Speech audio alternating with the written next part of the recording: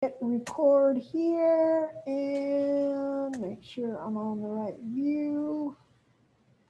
Okay, so our warm-up today says to solve each inequality and then show your solution on a number line. So we talked about there being two ways to think about the inequality as far as finding your solutions. So one way, and Caden, it should be all set for you. Okay, so one way is just to treat this as an equation. So just solve it like you normally would. For example, rewrite this so that there's no parentheses. And then while you are solving, if you ever find yourself multiplying or dividing by a negative, you need to flip that sign. So you keep that sign exactly the way it is until or unless you multiply or divide by a negative, and then you flip it. Okay, so if we were to do that, I would distribute here and we get 2 minus 2x plus 5 is less than or equal to 6x minus 3. I'm keeping the sign the same because I did not multiply or divide by anything. So it's only when you multiply or divide by a negative that you would flip that sign. So on the left, I can combine this 2 and this 5. So negative 2x plus 7 less than or equal to 6x minus 3. Again, just keeping the sign the same because I haven't multiplied or divided by a negative. Next, I'm going to subtract 7 from both sides. So if I do that, this negative 3 subtract 7 is going to give me negative 10 over there. And then the 6x, I want it on this side. So I'm going to subtract 6x from both sides. So negative 2x subtract 6x is going to give me negative 8x over here. Again, I haven't multiplied or divided by anything, so my inequality sign stays the same. Okay. Here is my last step. The last step when you're solving an equation is the divide by the coefficient of x. So we are going to divide both sides of my inequality by negative 8. And here's the important step. This is where we do our division. So whenever you multiply or divide both sides of your inequality, if the number you're using is negative, like it is in this case, we're dividing by negative 8, you need to flip the inequality sign. So on the left, we're going to get x. On the right, we get negative 10 divided by negative 8. A negative divided by negative is a positive. So this is the same as 10 divided by 8, which we can reduce by dividing by 2 to 5 over 4. So negative 10 divided by negative 8 is in reduced form 5 over 4. But since we multiplied by a negative, I got to flip that sign. So it's now a greater than or equal to. So that is the method of you solve it like an equation, but if you multiply or divide by a negative, you remember to flip the sign. So now my number line graph to go with this would be I put a circle on 5/4. It's an open circle. Oh, no, sorry, it's a closed circle. There's a less than, there's a or equal to in there. So greater than or equal to. So there's the equal to part. The greater than part is going to be all the values that are on the right. So those are the values that are greater than 5/4. Okay, so that is method number 1. You solve just like you solve an equation, but if you divide by a negative, you flip the sign. Okay, the other method is to solve like an equation. Find your boundary point, find your 5/4, and then test a point. So this would be an addition, alternative method. Test a point, any number you want. I've told you guys before that my favorite number is 0 because it is super easy to plug in 0. So you go to your number line, put your boundary point on it, find where 0 is. 0 is located to the left. So I'm testing the left side of my number line. If the left side turns into a true statement, I shade the left. If the left side turns into a false statement, I would shade the right. And you kind of can see what's going to happen because we already did the shading. But this would be if we hadn't done the shading yet. So I would go up here to the original inequality, and I'd put zeros in. So 1 minus 0 is 1 times 2 is 2. So we end up with 2 plus 5 less than or equal to, if you put a 0 in there, 2 times 0 minus 1 is negative 1. 3 times negative 1 is negative 3. So we end up with 2 plus 5 less than or equal to negative 3. 2 plus 5 is 7.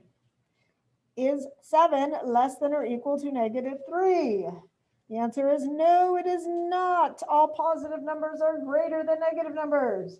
So the left side is false, which means you go to your number line and you say, ooh, the left side is false. The right side must be true. Make sure that the shading in the arrow is on the true side. Okay. So again, this whole testing is if you don't want to do the flipping the inequality sign. Okay, it's a little faster to flip the inequality sign because you don't have to do the test point. But if you're afraid, you know what, I think I'm going to forget to flip the inequality sign, just do this. You can do this just mentally. Even when you're done, after I flip the inequality sign, I can take my 0, mentally put it in and verify, oh yeah, it's supposed to be false because I didn't shade it. So let me verify that it's false. It's a quick, easy thing to just verify by testing 0 or, you know, any other number for that matter. Okay, my next inequality here, there are actually 2 inequalities here. My first one is negative 5 is less than 3 minus 2z. First, I like to have the variables on the left. It makes inequalities a lot easier if I take the 3 minus 2z and put it on the left. I'm allowed to do that as long as I keep the inequality sign facing the correct direction. Notice this sign right here opens towards the 3 minus 2z. The pointy side is towards the negative 5, so I have to keep it in the same direction. The pointy end is pointing towards the negative 5. The mouth is opening towards the 3 minus 2z. And then I turn this into an and then I take the second inequality, which is right here. So the second inequality is 3 minus 2z is less than or equal to 5. And now I just solve these each separately. So solving here, subtract 3 from both sides.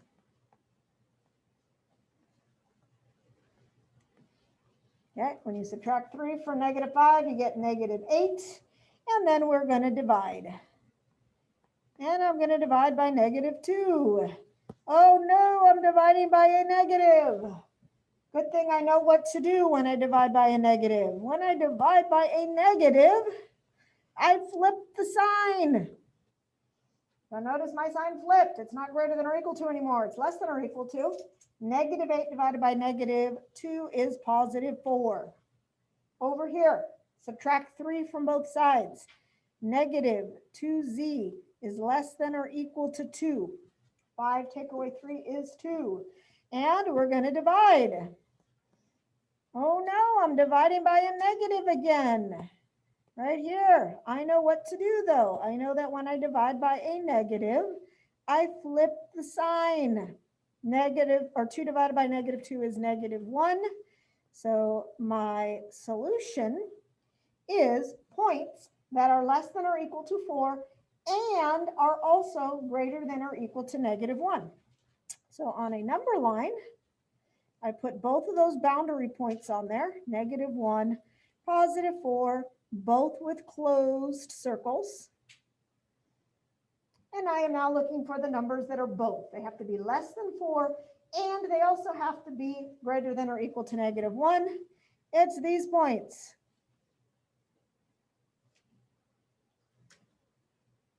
Okay, and with an and, you can combine these into one long statement. In fact, that's what most of the time will happen, is it will be rewritten without the word and. So you go to the left, you start with negative 1, which is less than or equal to all the z's, which are less than or equal to 4. So that's the more conventional way to write an and statement, is to combine them into one long statement with two inequality signs. So this means any number between -1 and 4, including -1 and 4.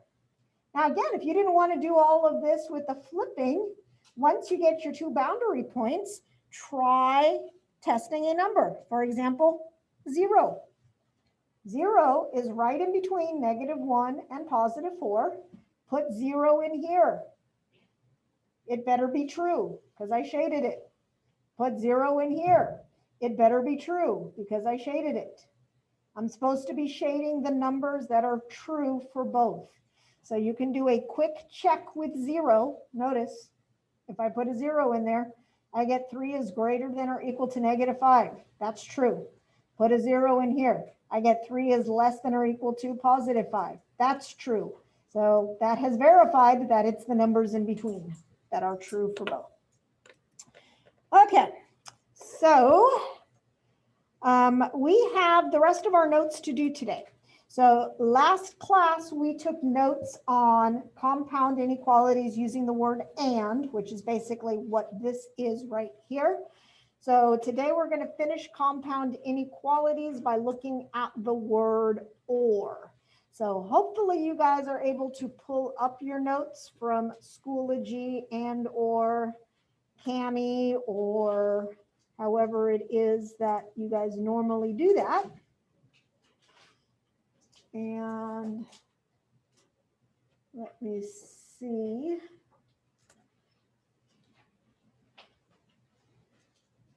Okay, so I just marked Leilani, Samuel, Devin, and Arvin joined us a little late, and I marked you guys here now. So that just leaves Roshan and I marked Emily absent, but I think Emily joined us late too, didn't she? Yep, she did.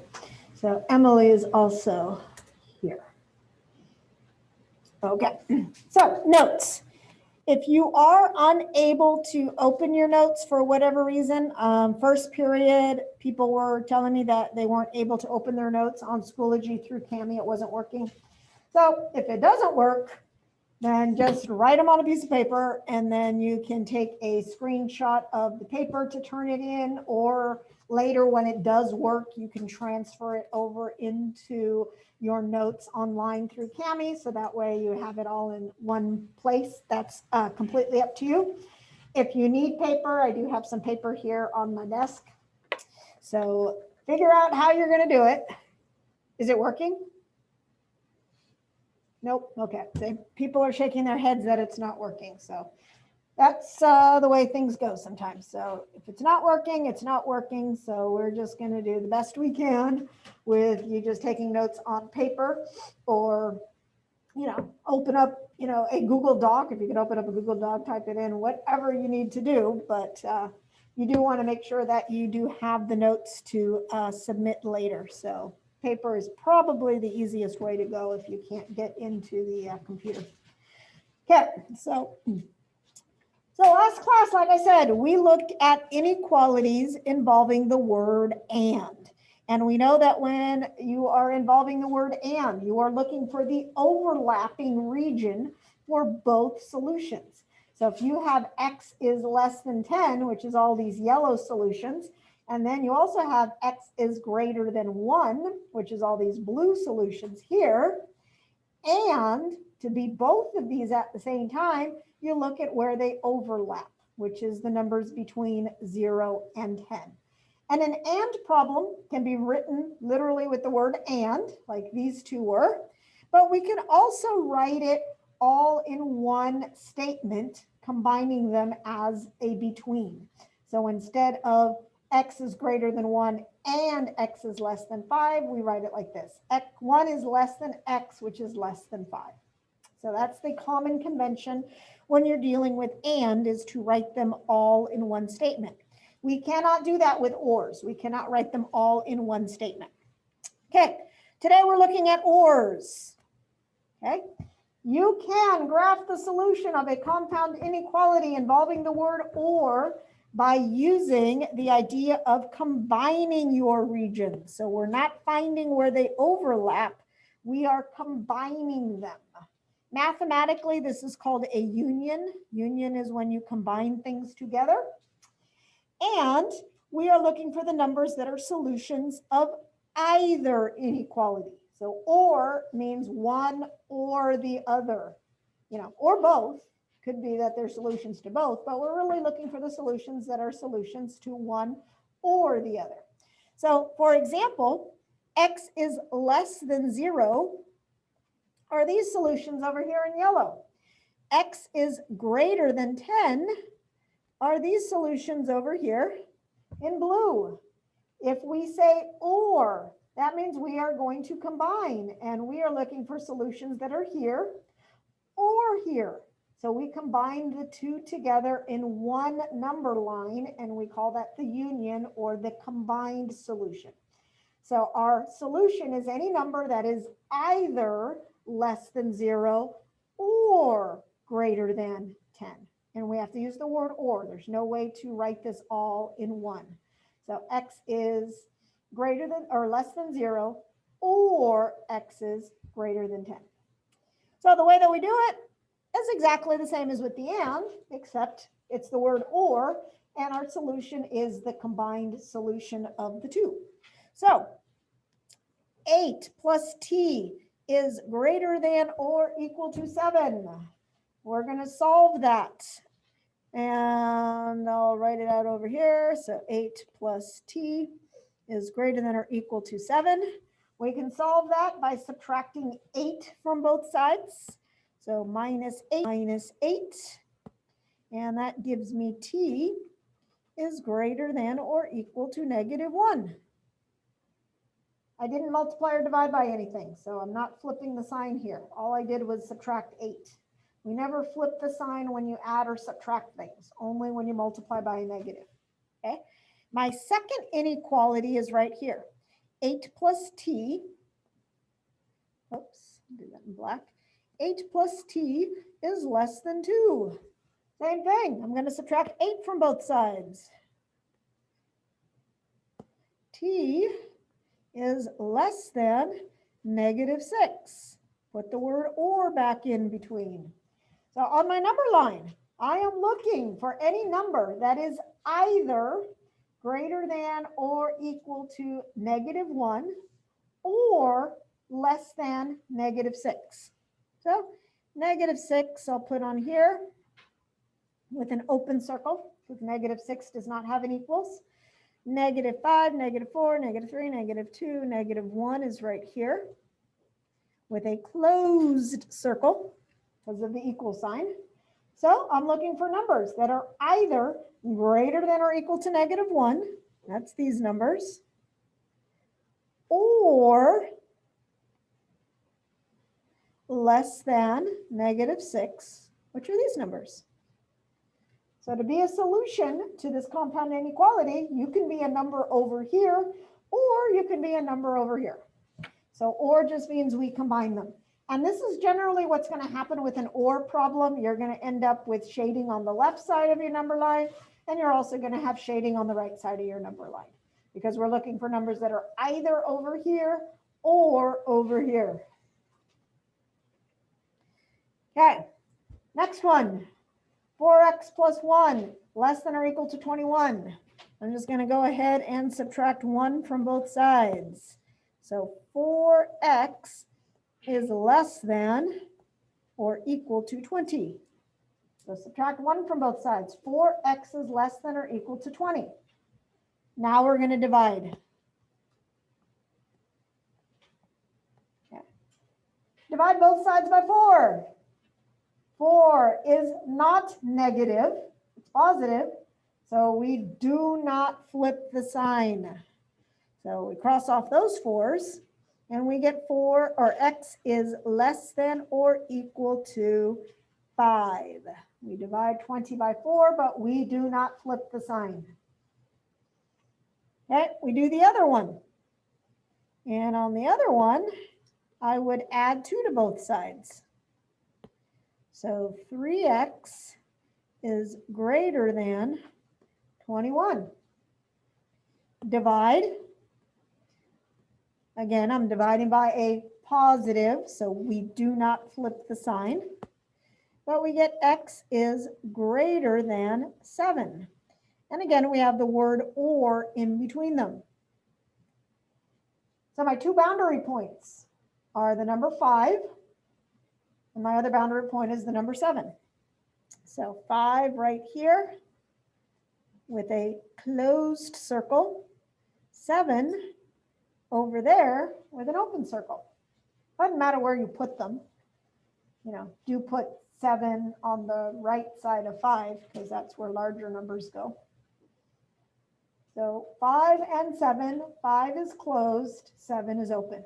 We're looking for numbers that are either less than 5, so that's these, less than or equal to 5, or my solutions could be greater than 7, which are these. Okay, and we are done. There is no way to combine these without the word or. So unlike and, where you can also combine them into one long statement, we cannot do that with the word or. We got to keep it as two separate statements. So my solutions are numbers that are less than or equal to 5, or they can be numbers that are greater than 7. So these numbers are less than or equal to 5. Those numbers are greater than 7. Solution is any number over here or any number over there. Okay. We cannot use the word and here because there is no such thing as numbers that are less than or equal to 5 and at the same time those numbers are greater than 7, which is why we have to have the word or in there.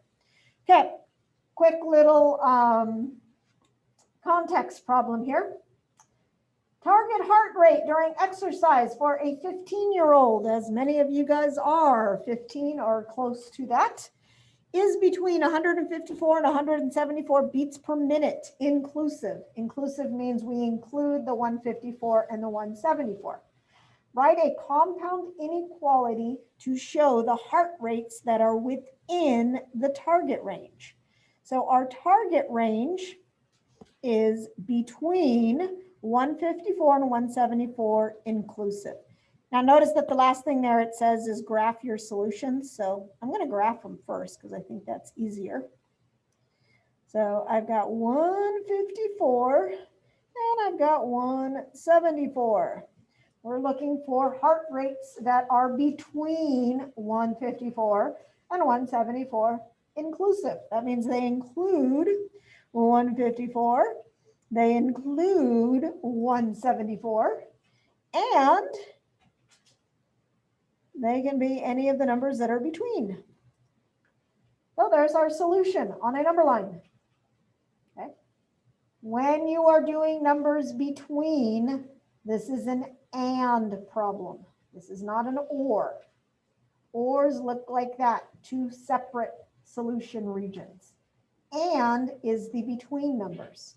So I can write this with the word and, or I can just say 154 is less than or equal to x, which is less than or equal to 174. So if a doctor says, hey, these are target heart rates that we're looking for after exercise, if you're 15 years old, then you know, oh, that's what this means. This means that. It means my heart rate can be anywhere between 154 and 174, including 154 and 174, and I will be in the target range that they are looking for. Okay, summarizing. Okay, and statements. Okay, if you are doing a problem with an and, two ways that it can be written. It can be written as, for example here, x is greater than 4 and x is less than 9. So in other words, it can be written with the word and. It can also be written like this, without the word and, where you're just looking at the between numbers. So what would this look like on a number line? The solution would have 4 and 9 as the boundary points. And we are looking for the numbers that are greater than 4 and less than 9. It's these ones.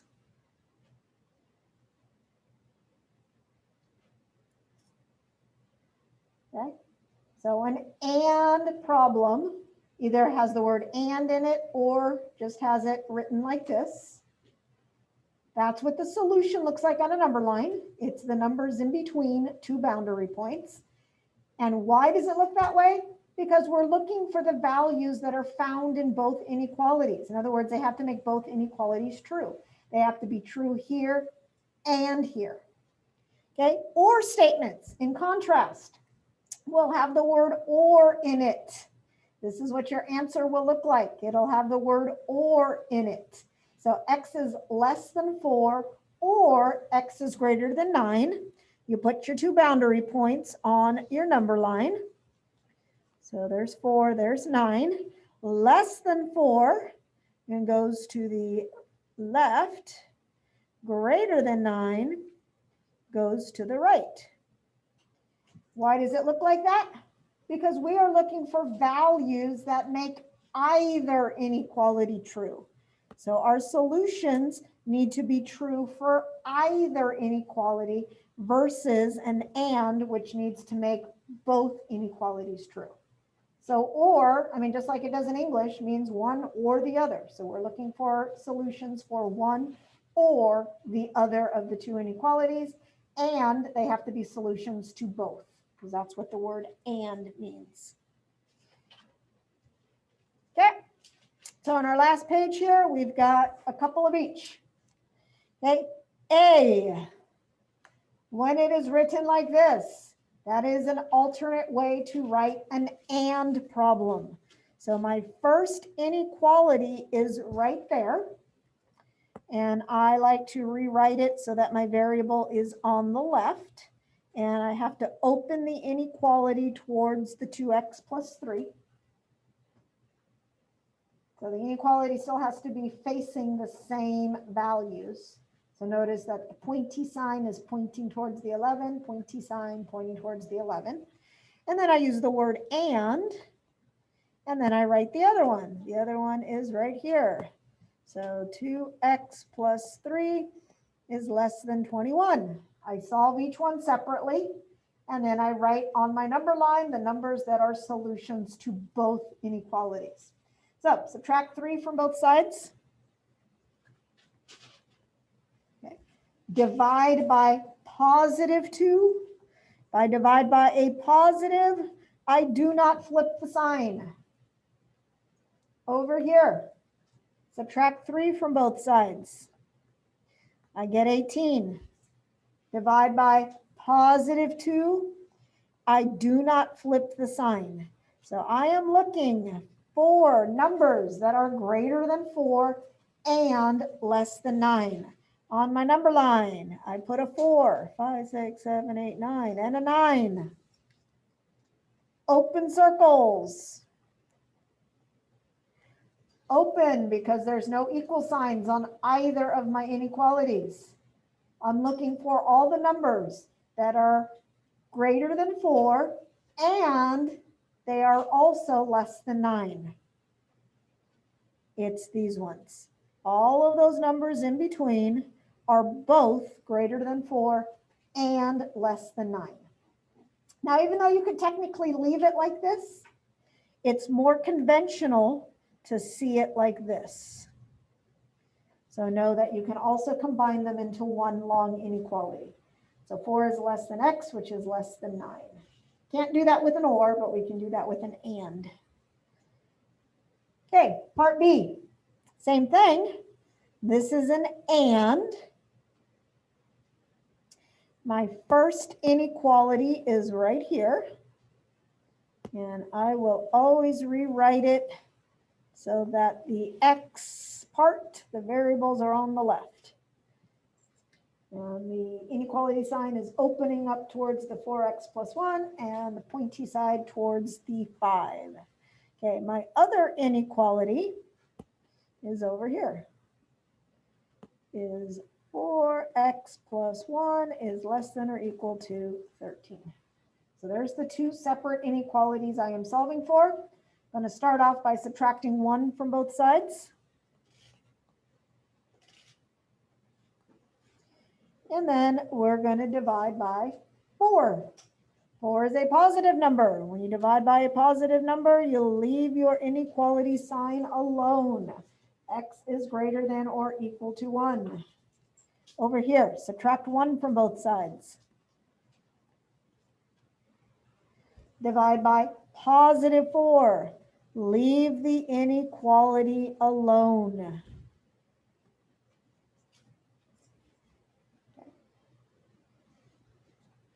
As a hint, if you make a mistake on your inequality signs, you might end up with answers that make no sense. In other words, that actually have no solution. If that happens, there's a good chance you made a mistake. Okay. So my two boundary points are 1 and 3. Both of them have closed circles. And we're looking for numbers that are greater than 1 and less than 3. So there are solutions. And also notice that one inequality has a greater than sign, the other one has a less than sign. That's also what you can expect.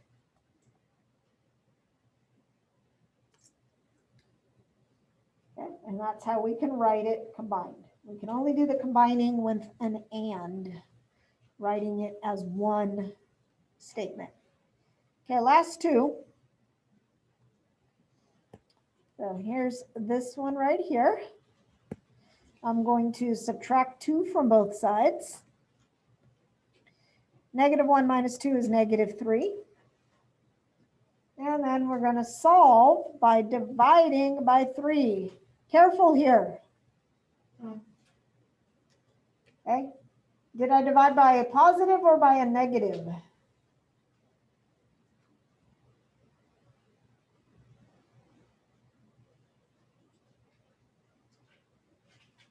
So what I divided by, oops, can't even see that highlight. It's like gray.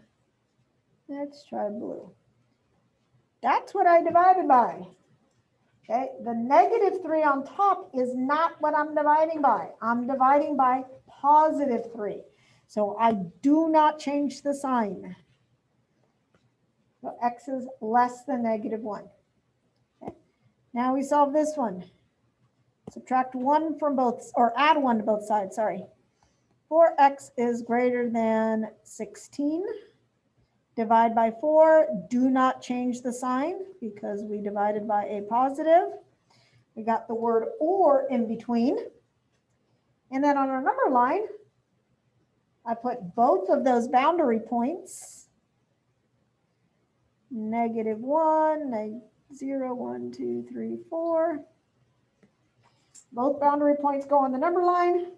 And we're looking for numbers that are less than -1. Or we're also looking for numbers that are greater than 4.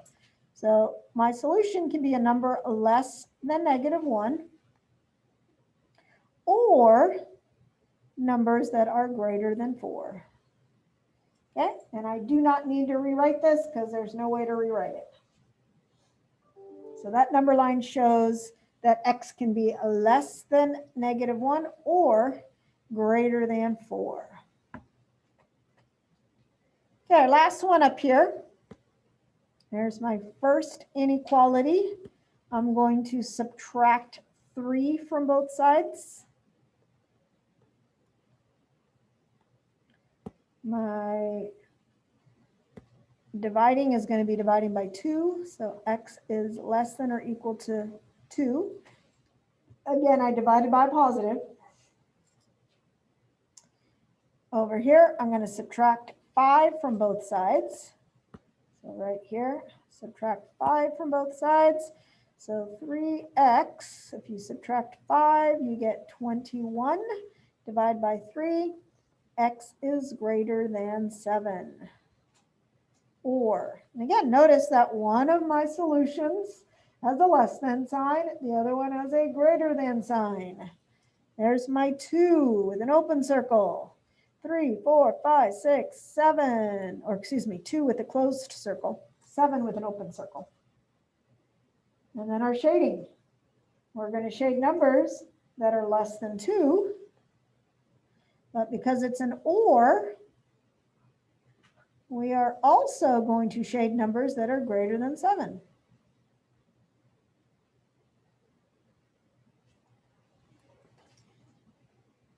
generally speaking, what you can expect when you see the word or, you're going to have shading that goes to the left. You're going to have shading that goes to the right with nothing shaded in the middle.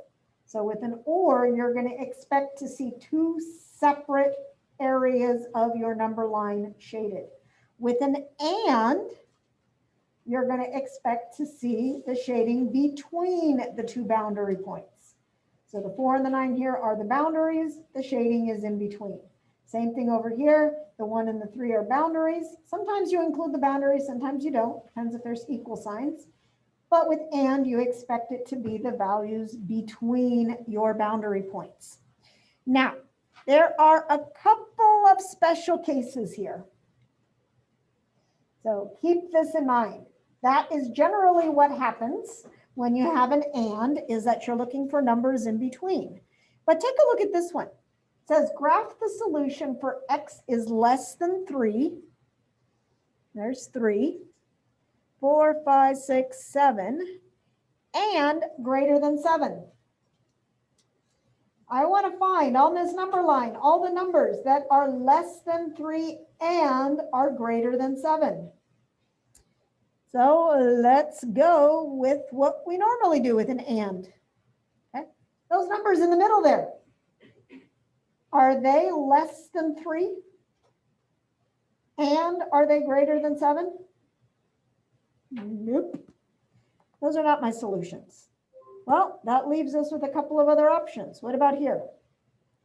Are those numbers less than 3 and also greater than 7?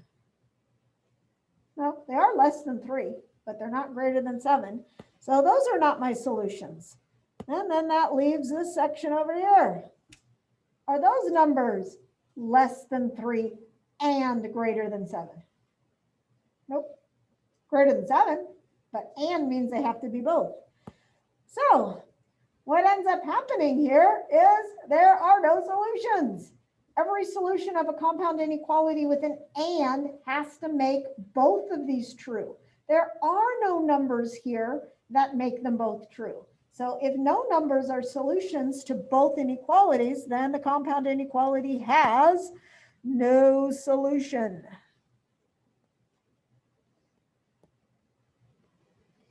And it's not to say that no solution never happens. However, it is a very special case. So if you are solving a compound inequality with the word and in it, and you look at your answers and it looks like no solution, go back and check and make sure that that is the correct answer. Because more likely you didn't flip your signs, or you flipped your signs when you shouldn't have. So just, double check back to the original problem to make sure that there's no error in there.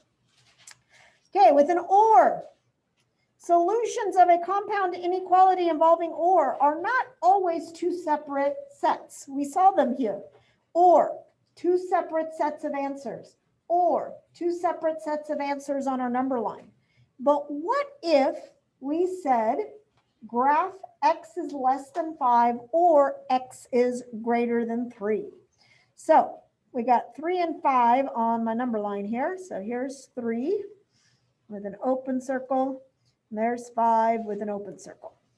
Okay? Or means we graph both of them and we combine them together. X is less than 5 is all of these. X is greater than 3 is all of these.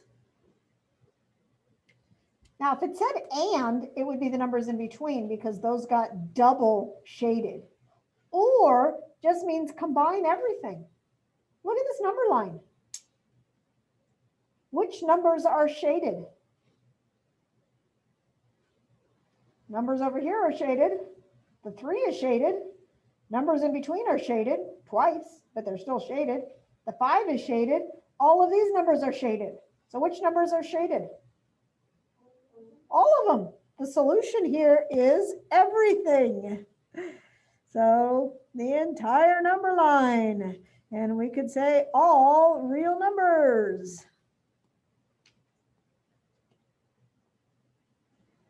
Okay. every number in the world is either less than 5 or greater than 3. Okay? You cannot give me an example of a number that is not either less than 5 or greater than 3. Maybe even both. But every number in the world fits that description. Okay? Last one. Graph x is greater than 5 or x is less than 3. So again, same two boundaries. So here's 3 with an open circle. Here's 5 with an open circle. We're going to graph x is greater than 5. Right here. We're going to graph x is greater than 3, which is right here. And then over here, we're going to combine them together. So if we take a look at what got shaded, this area did not get shaded at all. The 3 is still open, but these numbers are shaded. The 5 is shaded, and everything to the right of 5 is shaded. So guess what? I could just do this. If you combine the two shadings together, this is the same thing as just saying x is greater than 3. So the greater than 5 is unnecessary. If you're telling me a number is greater than 3, saying or greater than 5 is redundant, because if it's greater than 3, we already know it's going to be greater than 5. So this is silly to do that.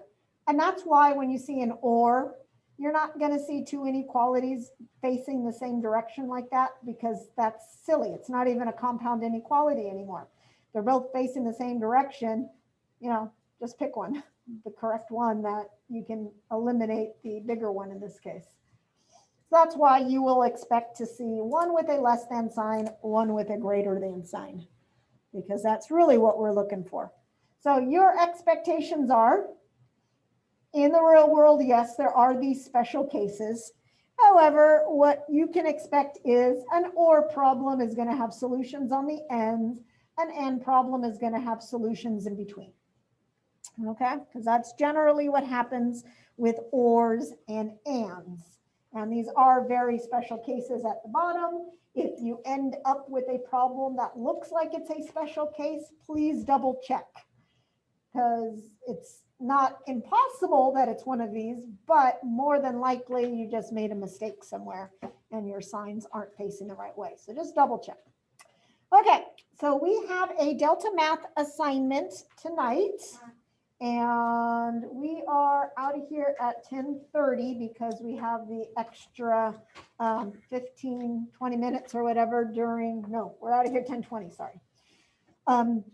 On Mondays for the group that is here. So for today, that's group A. So I will be emailing group A the SEL lesson and the announcement so that you guys can spend the last 10, 15 minutes of class looking at that.